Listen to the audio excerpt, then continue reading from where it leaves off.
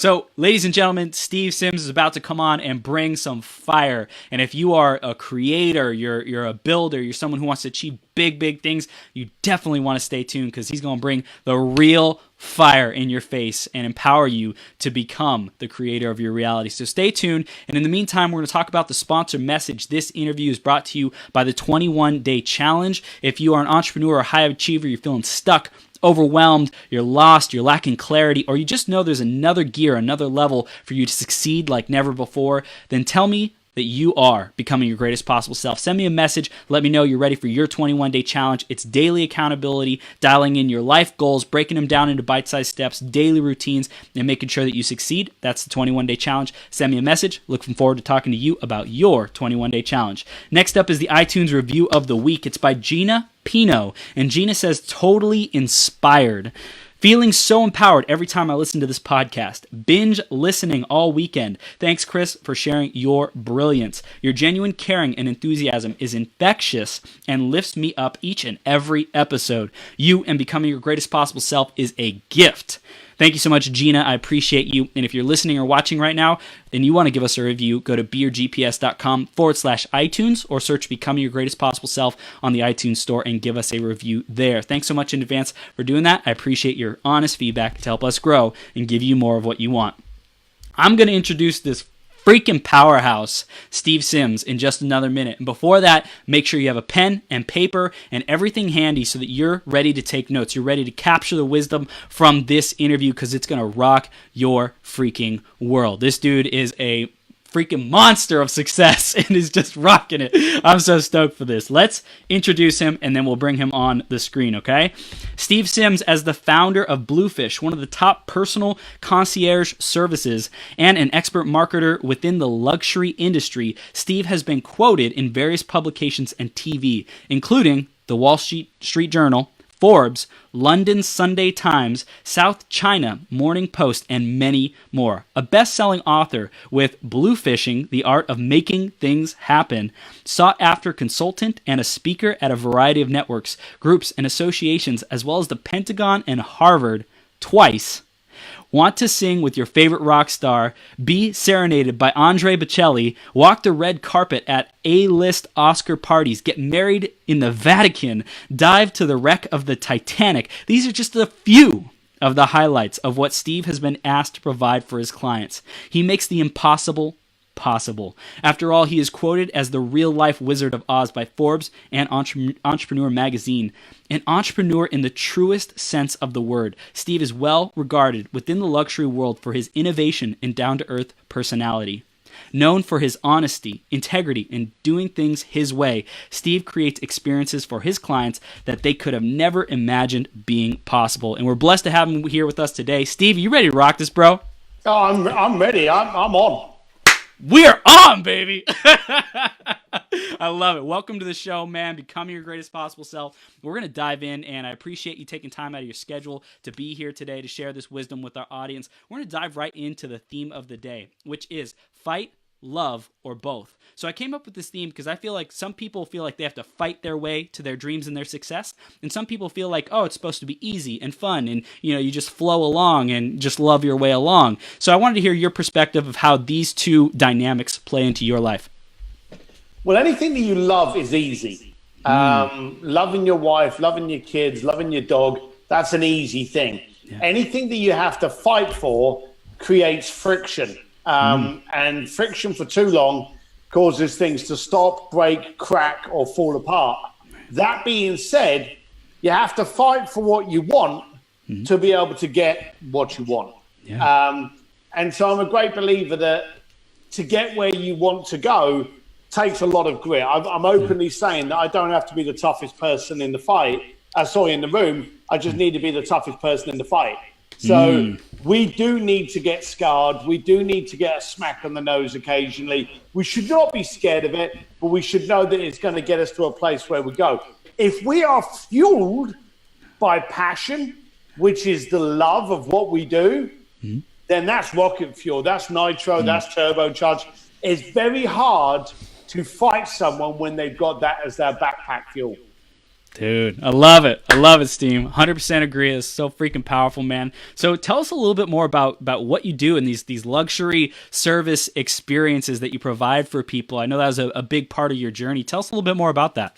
Yeah, so basically, I've spent 24 years, I think it is now, working with the richest people in the planet. And these people own things like countries and banks and global empires. They're my clients. Awesome. And up until 2 years ago, before the book came out, no one had a bloody idea who I was. And to be honest with you, I was quite happy with that. So it's been a little bit of a strange thing getting this kind of attention now. I'm not really used to that. But what I do is I'm there to give my clients really interesting cocktail stories. So the whole point is that people will come to me and they will ask me for something. I will ignore it and I will give them what they deserve, what they desire, what they need. A lot of people will come along and go, oh, I'd really like to do this. No. You want to do this. You just don't know it's possible. So let me show you how possible it is. Damn. As you say quite rightly, I've sent people down to the Titanic. I've shut down entire museums just for a dinner party of 6 people at midnight. I'm the guy that you come to when you have a slight idea and then you let me do what I do best, which is dare to dream. Damn. How did you develop that capacity to see through what people said to what their hearts and their souls actually wanted? Well, it was a process. In the early stages, I just did it as a means to an end to get in front of affluent people. As a poor lad from East London, I did it quite simply just to be able to hang around with rich people. And the only way you can hang around rich people is to give them what they want. If you want to hang around with rich people, don't get a job selling freaking Kias on a Saturday afternoon. Get a job selling Ferraris. So I needed to make sure I was in the right ballpark. And I became the guy that knew where the best clubs were, where the best bars were. Then I started throwing my own parties. And then I started taking over yachts and penthouses. And then I started working for events like Hollywood award shows and Monaco Grand Prix. So it was still the same thing. I had a reason to be in front of a lot of rich people.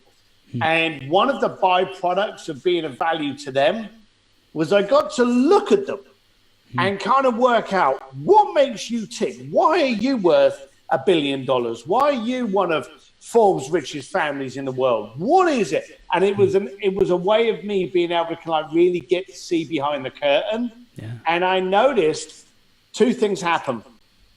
When you're young, you dare to dream too big because money gets in the way. Money, connections, self-doubt, embarrassment, fear of failure.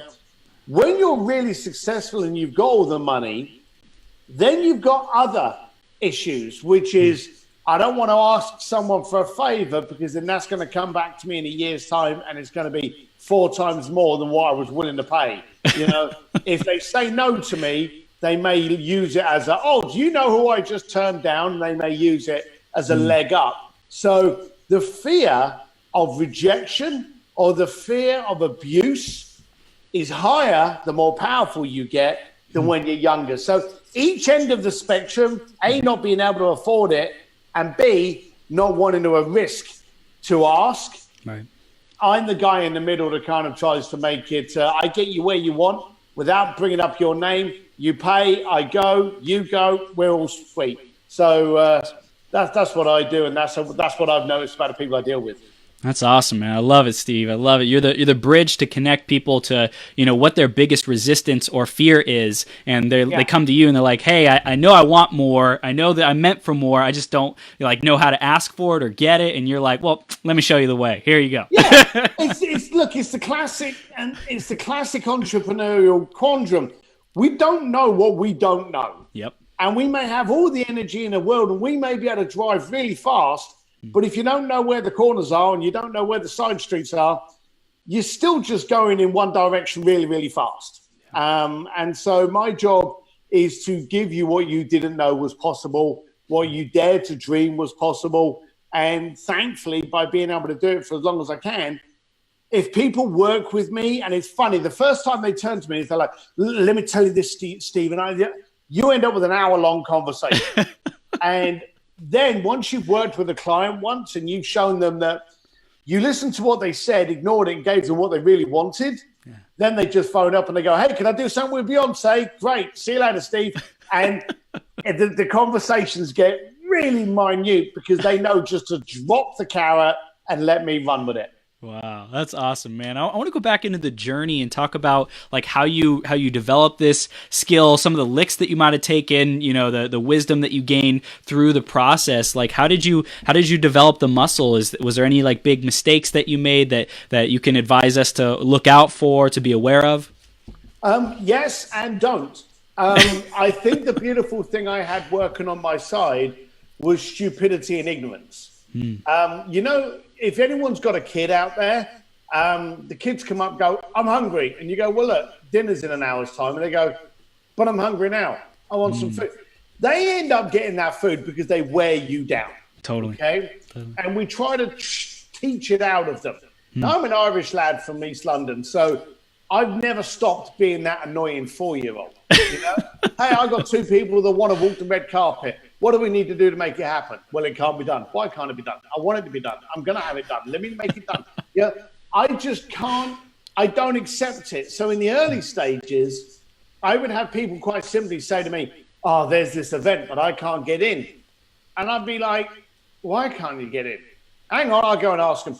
And I literally remember one stage, I walked up to this yacht party and I was in Hong Kong.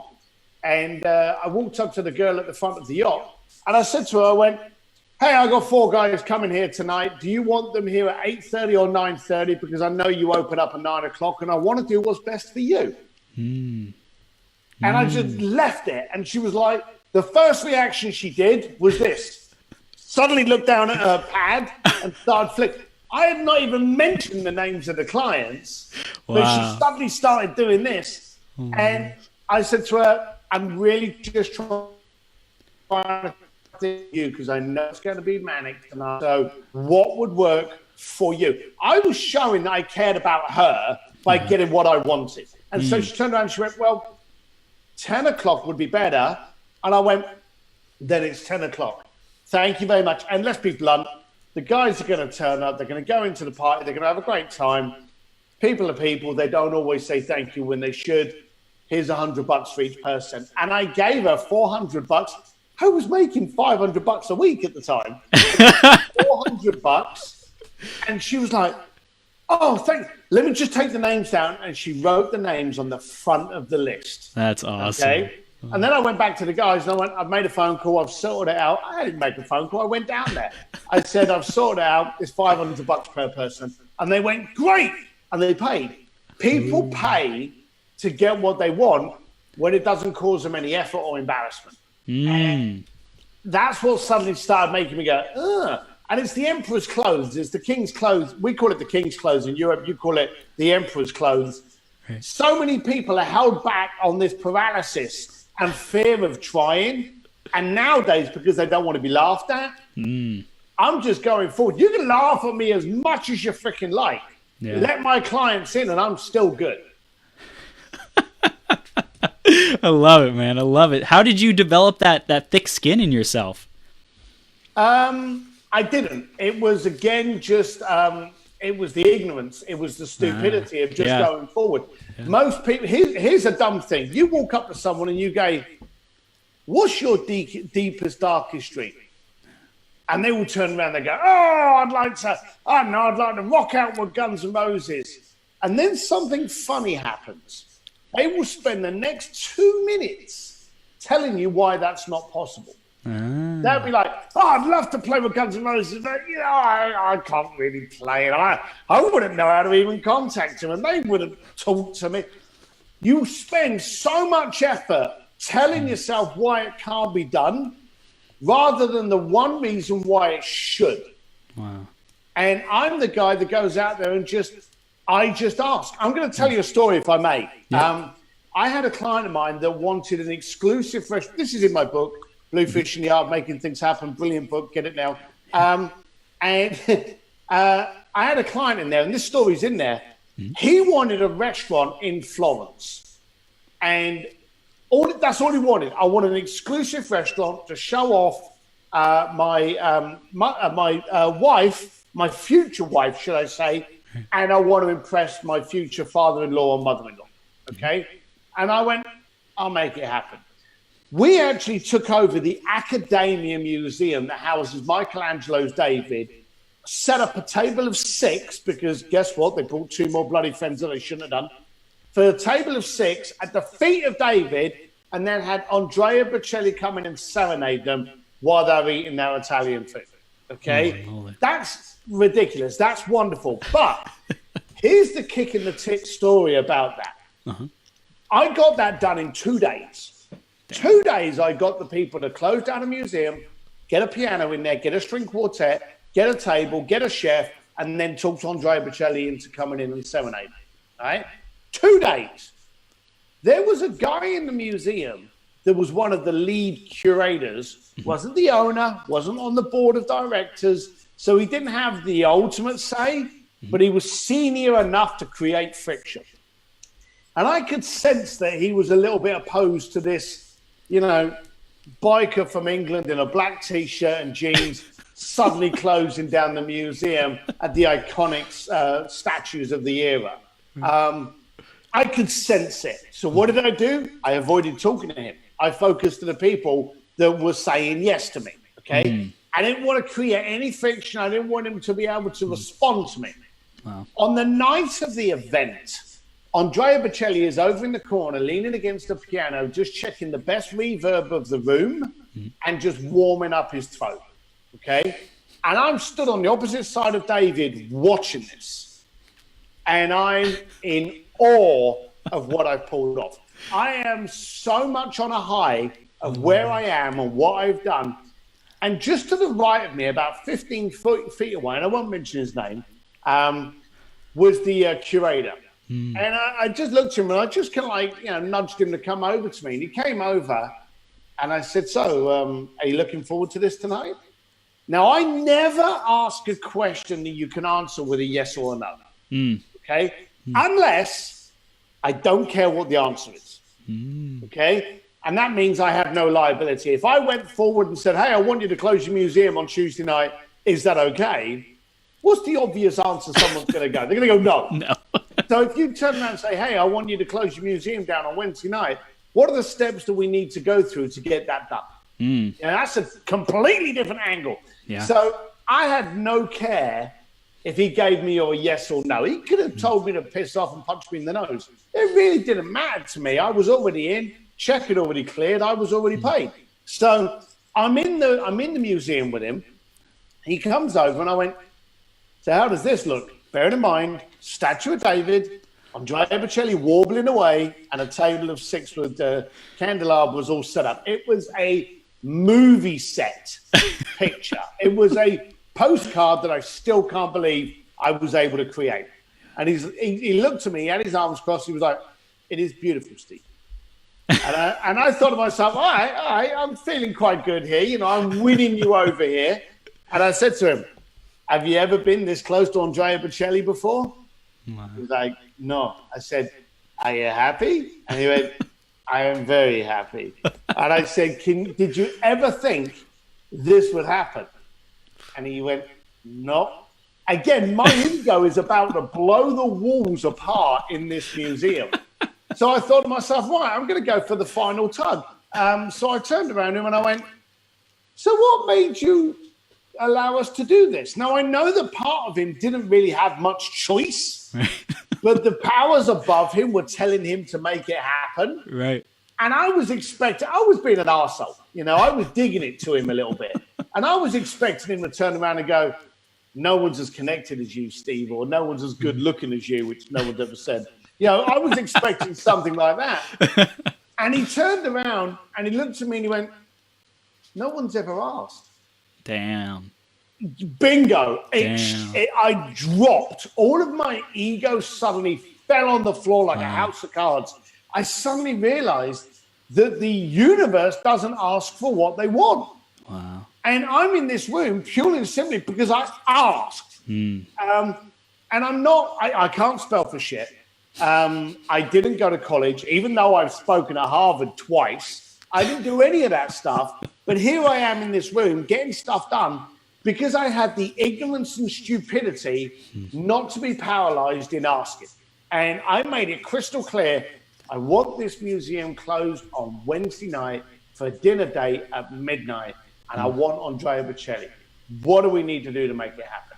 I asked a question, and this guy made it so blunt that people don't do that enough nowadays. Wow.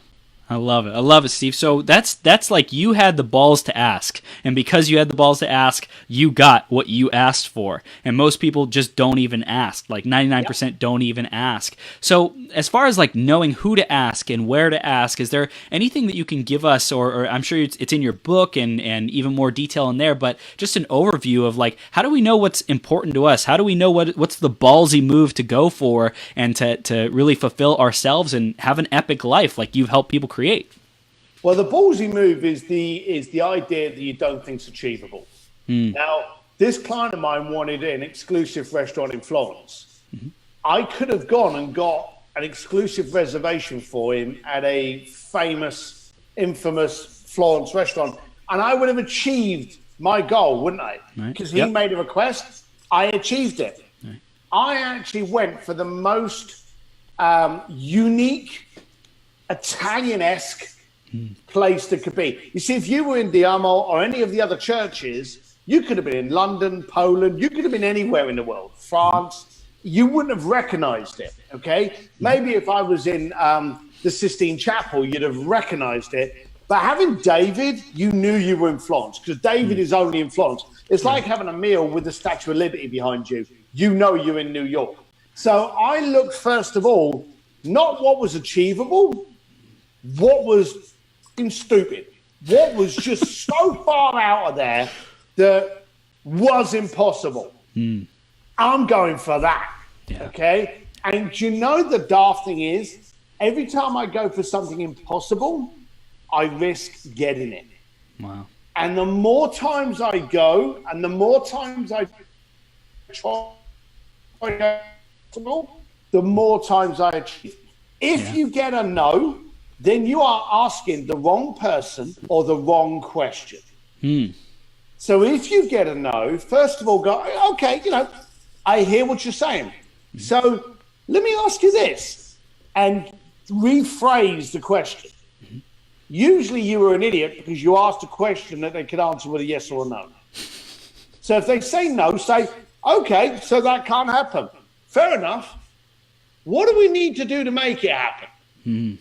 You know, ask a different question. If you still get resistance, then do your homework on whatever you're trying to achieve or whoever you're trying to achieve it with, and circumvent that person in front of you and ask someone different. Now, I've had this many, many times before in my earlier career, that the person that told me to go screw myself on the night of the event is stood in front of me because I circumvented them, and I'm there. Yes. So it's happened many times, and I've had a few times where they're like, well, I told you no. And I said, yeah, you did. But you were passionate from your side. I was passionate from my side. I just wanted to make sure this could happen. And sometimes, you know, you can turn around and go, yeah, well, go screw yourself. I got it done, didn't I? That doesn't help anybody. And sometimes, trust me, I've wanted to say that. I ain't the most diplomatic person in the planet. I think everyone can work that out by now. But there's been many times when I've been toe-to-toe with the original doorkeeper that actually told me to get lost. And I've just gone, hey, it was a game of chess, and I took your queen. All right? So, you know, you've just got to play it like that and have a little bit of humor. Most things can be avoided if you've got a little bit of a wink and a smile in it. And you can go, look, we can bitch about it, the fact that I got in, or we can I finish this night, make two clients very, very happy, and then, hey, I'll buy the whiskeys. You know, and then, okay, then, you know, and, you know, just do it like that. Yeah, that's powerful, man. I love it. I love it. When you're on stages speaking, because you've spoken to a bunch of different, very prestigious places and communities, what is your focus? What's your intention when you're speaking on stages? So my intent, there's two, okay, for any speakers out there or any would-be speakers out there, you either get paid to be on the stage or you get paid from the stage, okay? When you're paid from the stage, it is basically an hour-long advert of you telling everyone why you're so brilliant and why they should buy your course. Right? I'm not interested in advertising on the stage. So when I go there, I have one focus, one commitment, one obligation. And that's to make people in the room smarter the second they leave the stage than when I got on. So my goal is when I go on there, it's a case of, okay, this is what I do. Yay me, clap, I'm brilliant. But let's take that brilliance and see how we can incorporate it into your life to make you a better you. And so my focus is always not to do a speech where we get people clapping like a bunch of retarded seals, but to get them activated where they can go, shit, I never thought about that. Because the book, my speeches, my course, my YouTube, everything is all about the primitive route for the maximum impact. Yeah. So my goal is to be able to connect with you in a way that you go, I need to speak to Steve Simmons. Yeah. Because today, they used to say in the olden days of my dad, you've got to get your foot in the door. Anyone can get that foot in the door now, okay? The real talent is to be of so much value that you're irresistible for them to let you go. So when you turn up to someone, you want to be able to go, hey, I want this to happen, but you know, I did my research and I saw that you need this. I've got a way how I can achieve that for you. Should we continue? So bring value to every single conversation and they will never want you out of that doorway.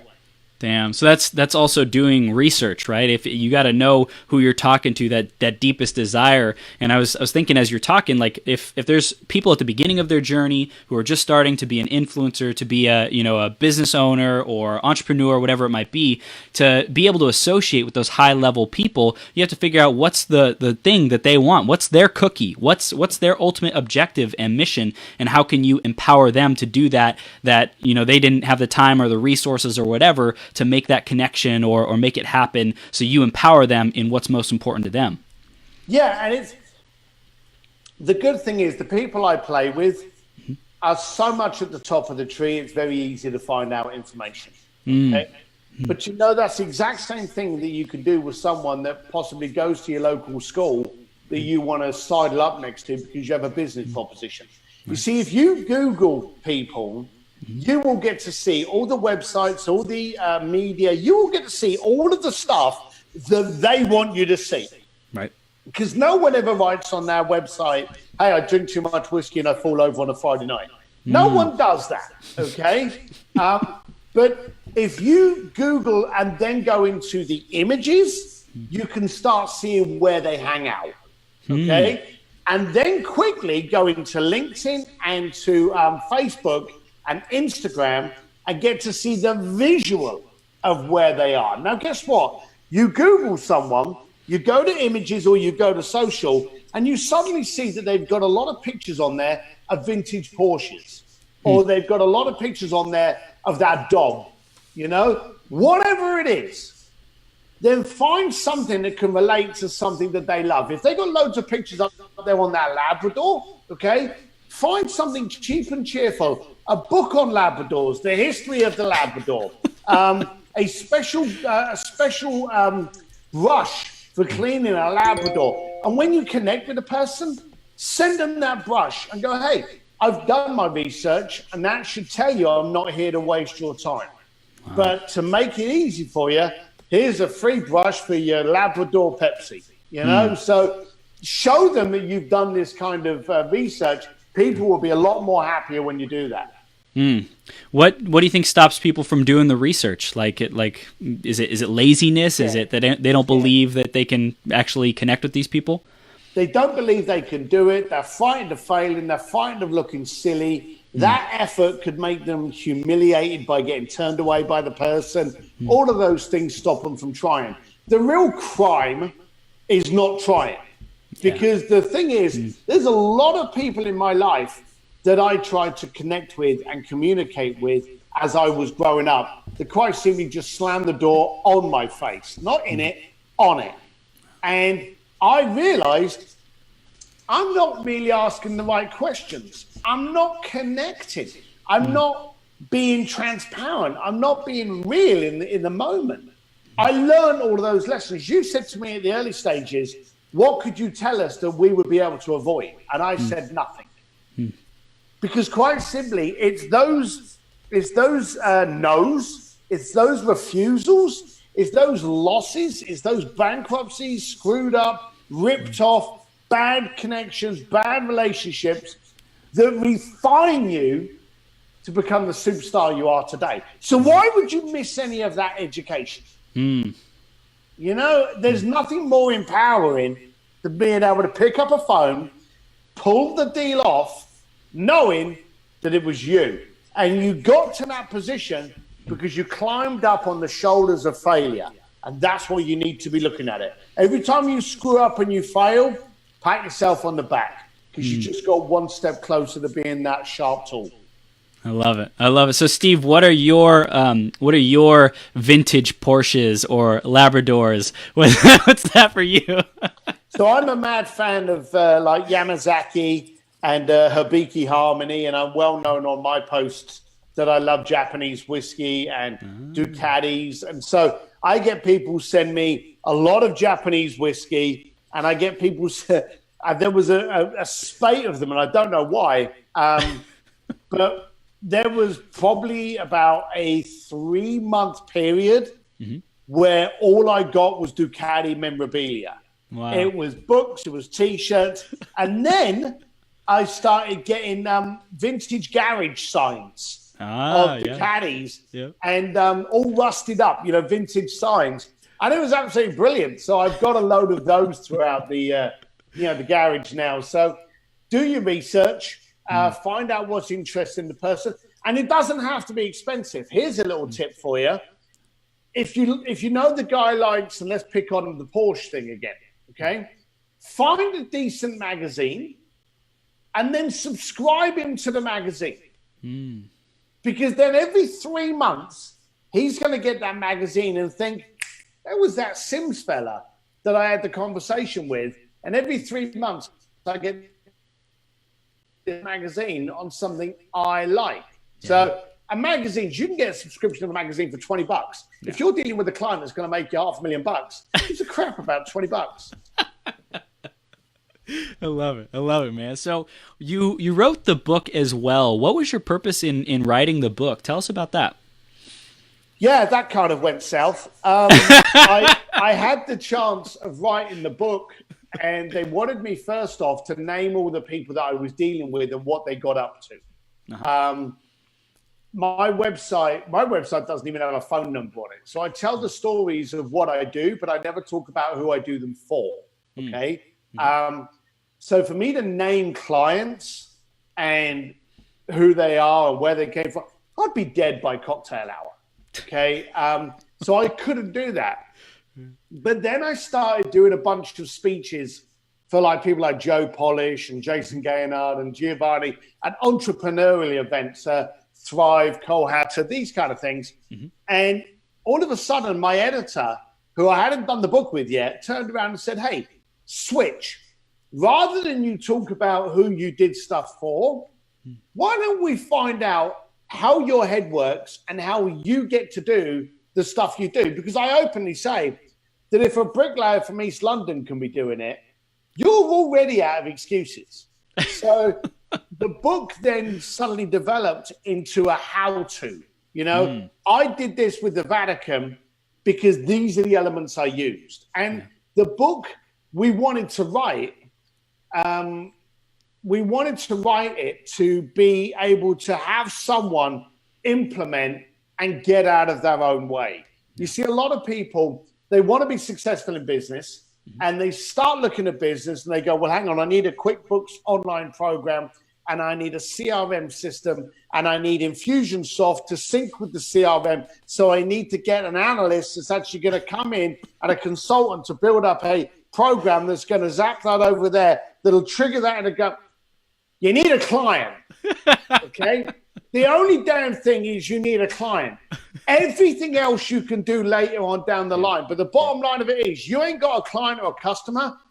It doesn't matter how brilliant your CRM program is, you're still fucked. So I wanted to write the book to tell people, stop overcomplicating it. Yeah. Start focusing on what's important. Get going, then get good. You know, if you get 20 clients and you have no CRM program, well, those 20 clients are going to be able to afford you to start off with a basic one. Okay? And go from there. So I'm a great believer in just get going, then get good. And the whole book was to hopefully start to shake a lot of people. Because I'm telling you, it's going to aggravate you. Because the book really goes back to the basics that, guess what? You already knew. And you're going to look at it and go, are you telling me you did this with Richard Branson because you did this?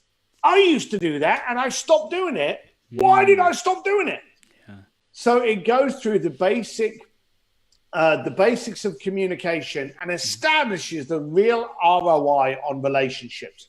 And the more we move into a transactional society, we need to create the wow with people that we want to connect with. We need to connect the pack animals that as human beings, we actually are. Now, we're all out there at the moment throwing banners around and saying, hey, we need to change and we need to do this. And to a certain extent, we do. But let's not get over the fact that every morning when you brush your teeth, you're looking at the slowest evolving technology in the planet, human beings. We are guaranteed to fail, screw up, and make mistakes. Yep.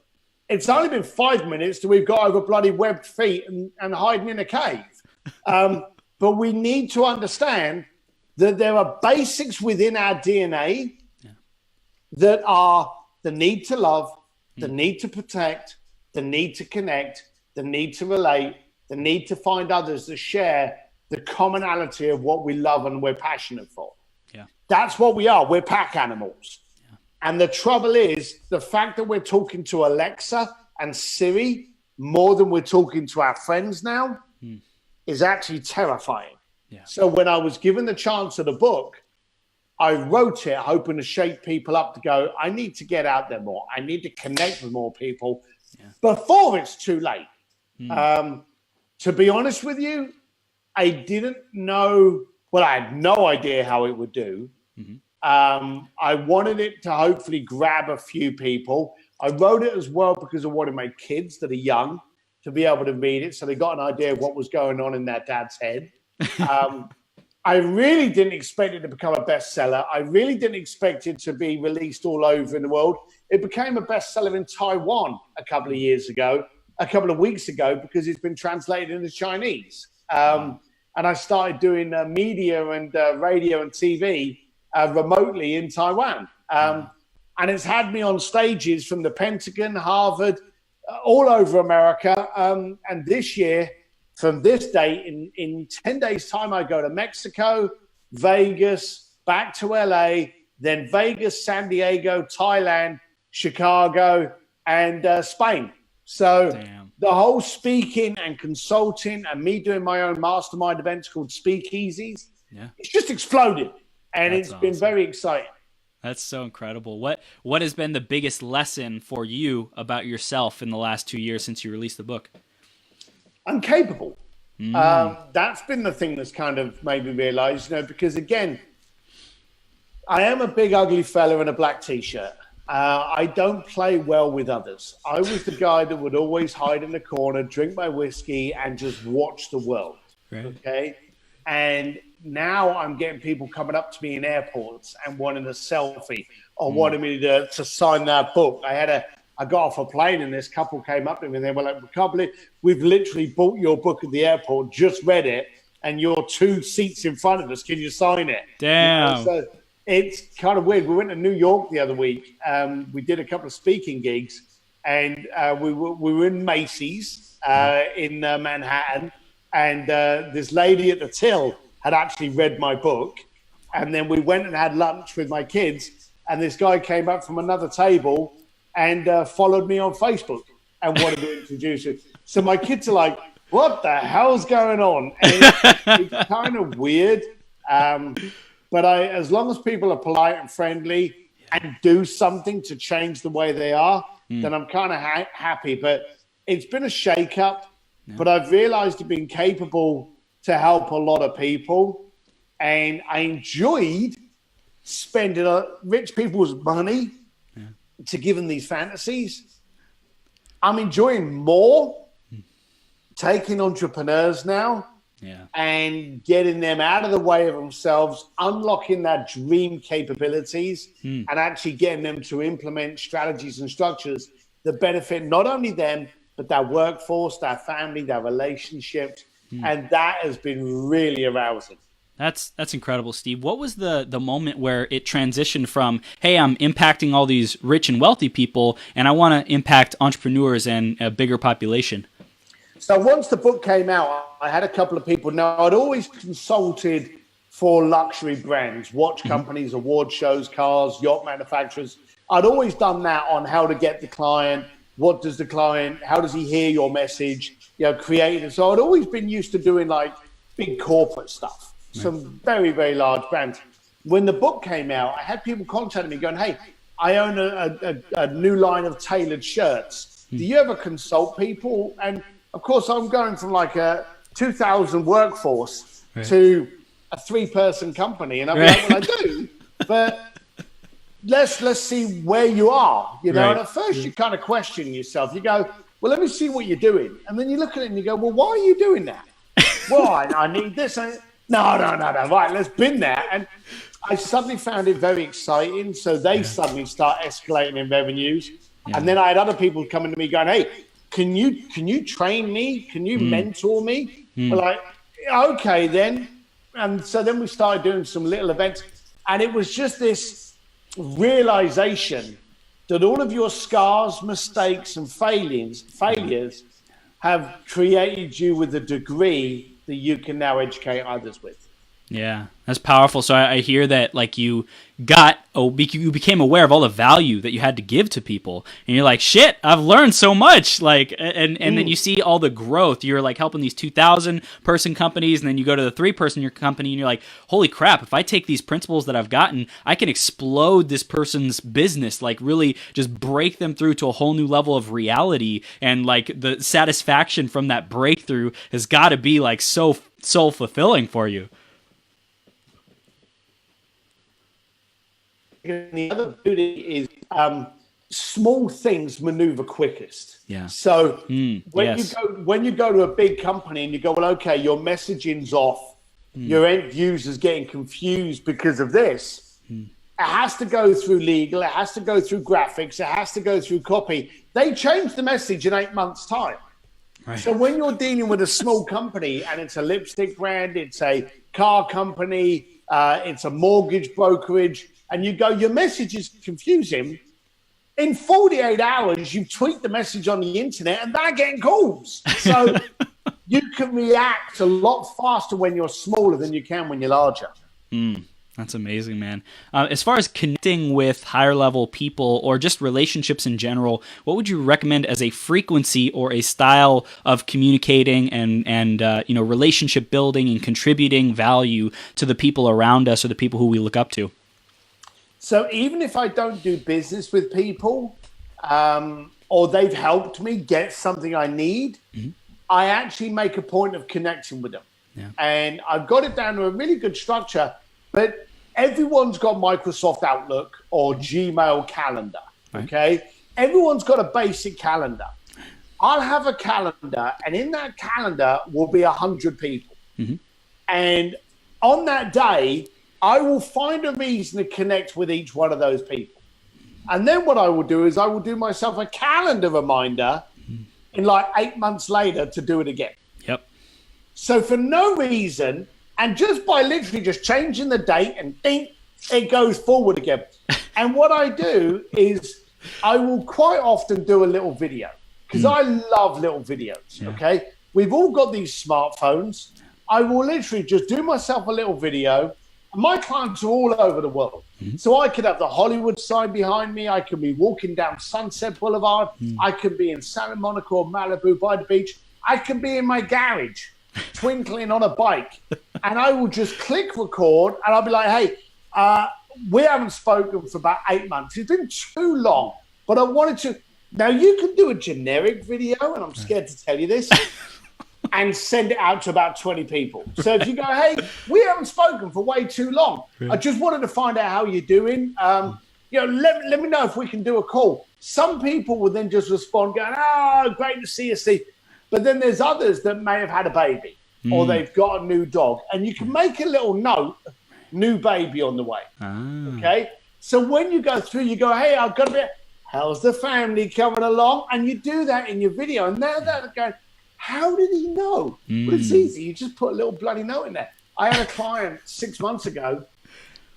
The last conversation I had with them, they said to me that they were out dog hunting. And I said, well, I got 3 dogs. And we ended up conversing about dogs. So I put a little note in there looking to get a dog.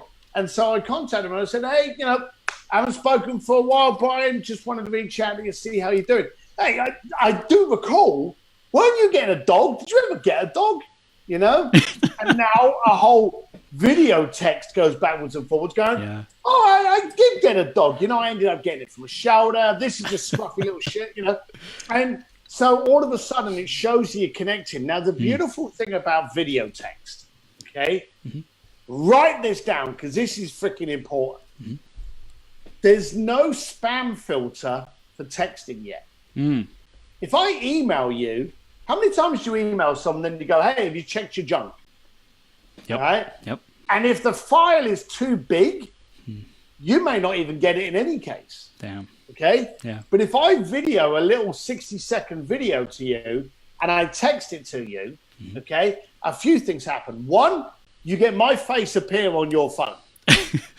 Everybody answers texts. Yeah. They don't always respond to email. Yep. But they always open up a text. Okay? And you've got my face. So secondly, you've got my tone of voice. Yeah. You've got my energy. You've got my vibe. I'm stood there going, how are you doing? It's all that kind of stuff. I want to see how you can write that in an email because you can't. I can do a video far faster than I can write an email. And I've never, ever, ever spelt anything wrong in a video. I love it, man. It's so powerful. And simple tools like just putting a freaking reminder in our calendar is all it takes. And just like take the time, take the time to do that quote unquote work of connecting. But really it's caring about people. It's showing that people matter. And when you do that, the return on investment is immense. Someone said to me before, if you want to be the most interesting man in the room, you've got to be the most interested. Yes. It's so powerful, dude. I love it. So I know you're also working on these projects with the groups, and you're also doing taking groups to the jail and like prison, and helping them discover like new things. Tell us about that. So a friend of mine, Jason Gaynard, actually invited me to jail last year, and the most ridiculous thing. There was a bunch of us went up there that we all knew each other. Cameron Harold, Tim Ferriss, we all knew each other. Yeah. And the idea of going to jail was just funny. I'm being truthful. It was just funny. I knew it would give me a cool story at the bar. I knew we would all laugh about being in jail. I knew we'd all be able to go, oh my God, we were around mass murderers and all this kind of stuff. I knew it would give me street cred. Right. Okay? When I got there, I realized what an idiot I had been to think that. Because entrepreneurs hustle to do things, right, and we bounce around a lot. And I remember as a kid, when I was young, I couldn't keep a job down. I couldn't focus. I had ADD. The teachers were thinking about tablets to help my ADD. We're entrepreneurs. Right. We don't bloody fit. Right. And that's what happens. When I got into the jail, and I didn't go to a bloody daycare. I went to a level 4 maximum security jail about 2.5 hours outside of California. Okay. And it was basically as bad as you can get. And I met people. Now, we weren't meeting rapists and pedophiles. We weren't meeting those people. Okay. Because no, I don't want to meet those people. We were meeting people that quite openly could, and there was they had a school to state, saying there that, you know, they were in a system. They were in a neighborhood where the only choices were to get involved in gangs, because that was also protection. It put him in harm's way, but it was also protection. Or maybe the dad wasn't around, so it gave him another sense of family. And without realizing it, it was sending them in way. I met a guy that was in because he went in for a 3-strike count under drugs. Now he couldn't touch drugs. Now he was given 3 meals a day and he had a room. Okay. He studies law. He got a bloody law degree. Damn. Now, as a felon, he will never be able to practice outside, but he reviews everyone's appeal documents in there. Wow. Okay. The guy is super, super sharp. You imagine if that guy was given the chance of a different trajectory when he was younger. Man. I suddenly realized, and all of us did, okay, the amount of similarities we have with other people that are not as fortunate enough because we took a right when they took a left. Now, as a young lad, bouncing around the streets of London, not knowing where I fit in, I wonder I could have taken a left-hand turning and I could have been on the other side of that line. So I take people there to shake up their perspective, to teach them that, hey, mistakes are made, and sometimes those mistakes, you're going to have trouble clawing back. But I also take them there to be able to interact with people from a different perspective, a different position in life. And I came out of there, and I remember with a good friend of mine, Cameron Harold, we came out of that prison. We never spoke to each other. We just walked together, realizing how blessed, how fortunate we were. And for a lot of these people, how they bloody shouldn't be in there. But because of the system, they are. And so I went there as an arsehole thinking it would be cool street cred and a funny store at a bar. Now what I do is I actually run trips where I take entrepreneurs up there to help them train and teach other inmates how to change their perspective when they get out, and also at the same time, change your perspective. Dude, that's so powerful. And Steve, you know, one thing I acknowledge about you is you've accomplished a lot, hung around a ton of, you know, really wealthy, powerful people, and you still keep this humility and love of others front and center for you. How have you done that, or why do you think that is for you? I don't try to be someone that I'm not. I'm not an onion. There's no layers. This is all you get. Meet me for 5 minutes and you know everything you need to. I found that so many people now actually put on fake fronts. They put on these shields to try and make themselves look who they're not. And I just can't see the point in that effort. So if you want to deal with me and you want to work with me, hey, you're not hiring me because you want to date me. You're hiring me because you want me to do stuff. Then I promise I'll do that stuff. But I keep things very simple. And again, as I said before, simple, raw, and the most impactful. Me not trying to be anybody else takes zero effort. Yeah. Owning yourself. How did you have to like learn over time who you are and like what you stand for? Because I think in a world where we're constantly attempting to be ourselves and build our own brand and discover that, like it can be difficult at times. How did you know who you are? Well, we all screw up to find out what we need to know, and they all say that, you know, experience comes 2 seconds after you needed it most. There was a period in my life where I had spent 7 years rolling around on a motorbike with a black T-shirt, and then all of a sudden, I don't know why, I woke up one morning and thought, crap, what am I doing? I can't look like this and be doing what I'm doing. I better change. Wow. And I took all my earrings out and I started wearing suits and I shaved my goatee really tight. I started becoming someone else. I bought a car. I don't own a car. I have motorcycles. I bought a Ferrari to try. It was bought to impress you. And it was just ridiculous. I found that there was all of this effort being somebody else that I almost felt as though I was walking in handcuffs and in a straitjacket. I was being constricted to the point that I couldn't be me. It made me ill. It made me confused. I went on a really bad bender. I got drunk really bad for 3 days running. And I suddenly woke up out of that and I went, why am I trying to be someone else? Damn. You know, why would I do that? Why would I do it to me? So I sold the car immediately. I put the suits in the back of the cupboard, never did wear them again. And that was it. I just came out, put the black T-shirt on, pulled up on a motorbike, and I went, hey, this is me. If we can work together, great. If we can't, I'm not upset. I'm not offended.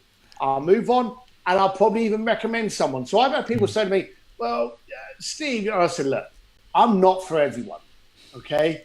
But if you tell me what you're after, I can probably introduce you to someone that maybe is.